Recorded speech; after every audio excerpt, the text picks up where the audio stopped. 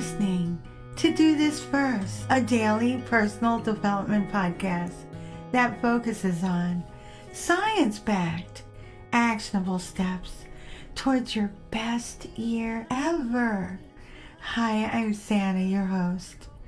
Today we're continuing with our new 10-part series, Lessons from the Greatest Romantic Era Poets. Robert Burns is widely regarded as one of the greatest poets to have ever lived. Born in 1759 in Alloway, Scotland, Burns is considered the national poet of Scotland and is celebrated for his lyrical poetry and his poignant observations on life and love. I want to share that this series, as you know, is on the poets of the Romantic era and some of the things that we can learn from their works and their lives. The Romantic era was from 1798 to 1837.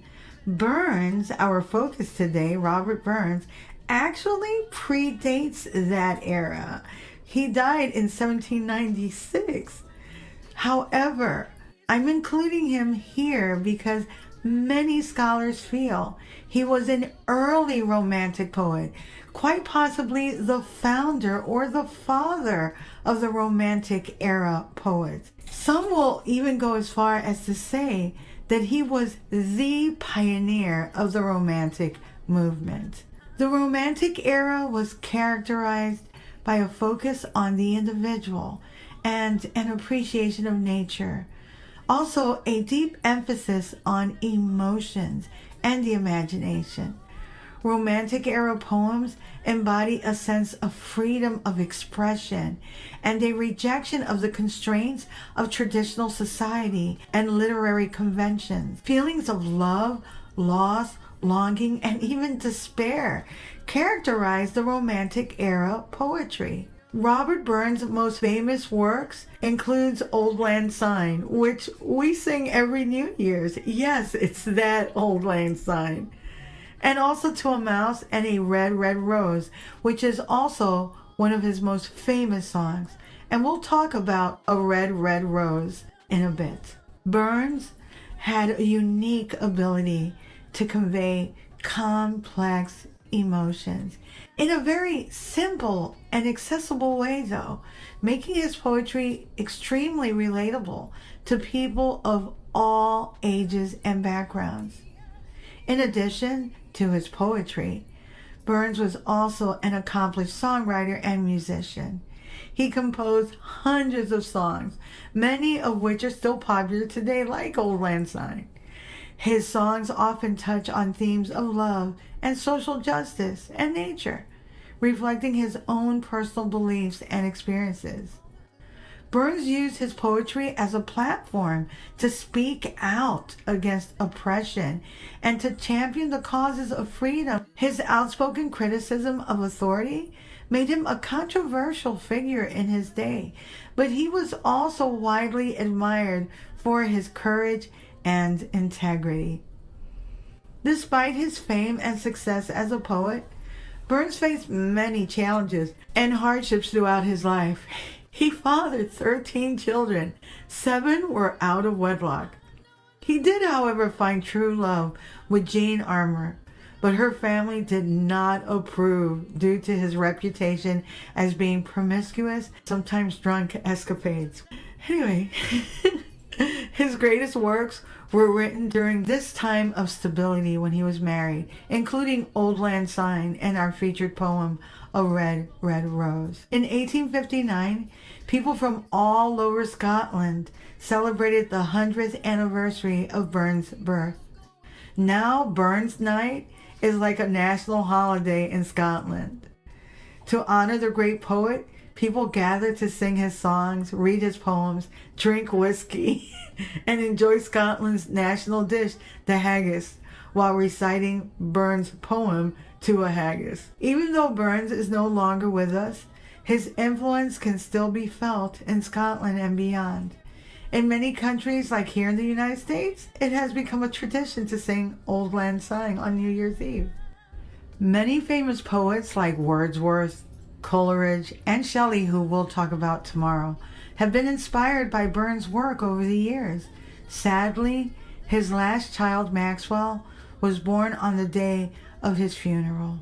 Our featured poem is said to be one of Bob Dylan's greatest inspirations, and it's "My love is like a red, red rose."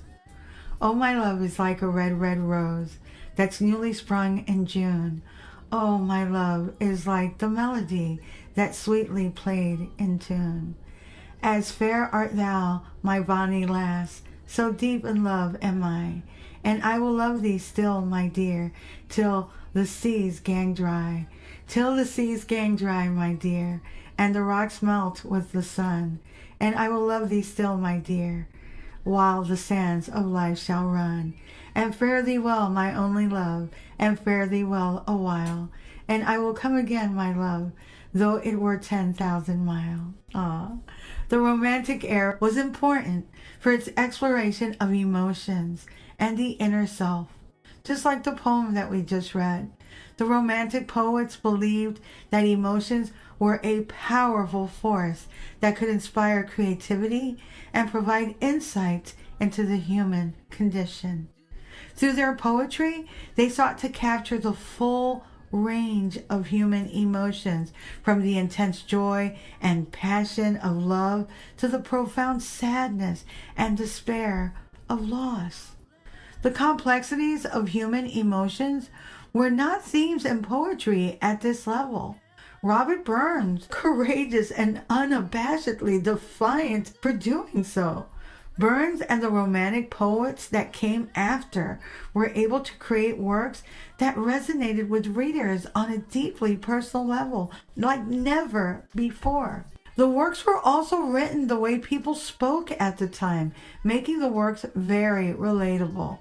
A very important lesson we can learn from Robert Burns and the Romantic era in poetry is emotional authenticity. The Romantic era poetry was about real emotion and experiences. The poems were authentic expressions spanning the wide range of emotions that we feel as humans. We take this level of transparency emotionally for granted in the 21st century, but that was not the case during the Classical era. Before the Romantic era, classical poetry was restrained and objective, focusing on universal themes and ideals rather than personal feelings. The collective was the focus, not the individual. Can you imagine if all of our songs and poems were about wandering generalities instead of meaningful specifics? When you think of some of the greatest works, whether in art, music, or in the written word, it is the emotions that it impels that we connect with on a personal level. It's one of the reasons we listen to music when we work out to get pumped up. Sometimes the feeling we're after is to relax, and so I play Pachelbel or Brahms. Classical poetry focused on order, rationality, and decorum, and there is a place for that. Personal emotions were often subdued and expressed in a controlled and refined manner.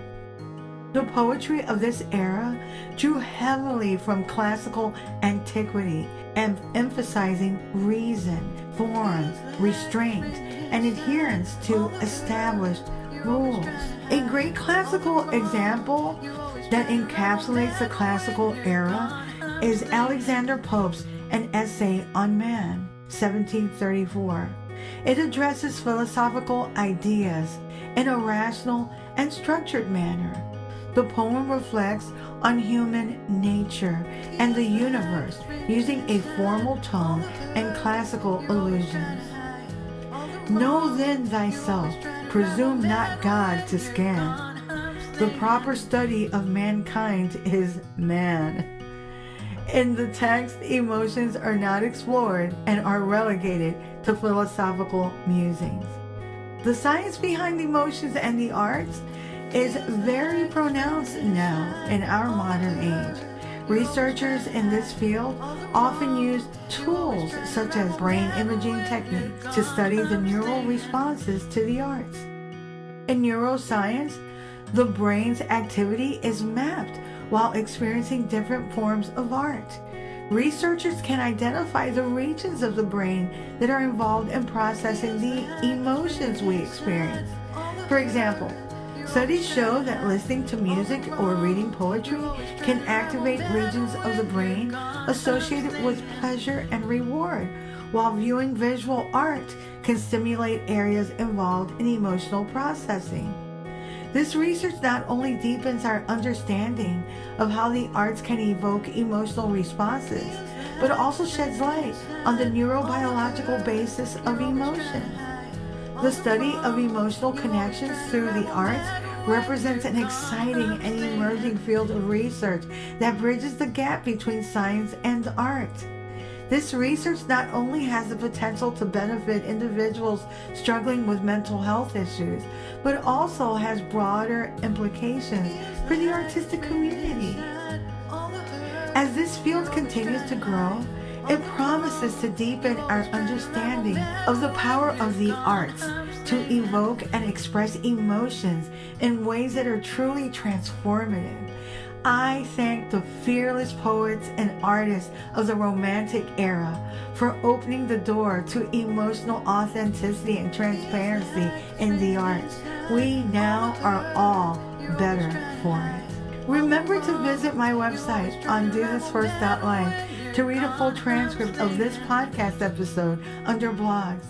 You can also sign up for my new weekly newsletter and listen to all 225 podcast episodes while you're on my website. My YouTube channel is at Do This First, and I'm currently at 6,066 subscribers. Thanks. Tomorrow we'll continue with our lessons from the Romantic era poets. Tomorrow we're going to concentrate on Percy Shelley. Till tomorrow. Moving past the rain.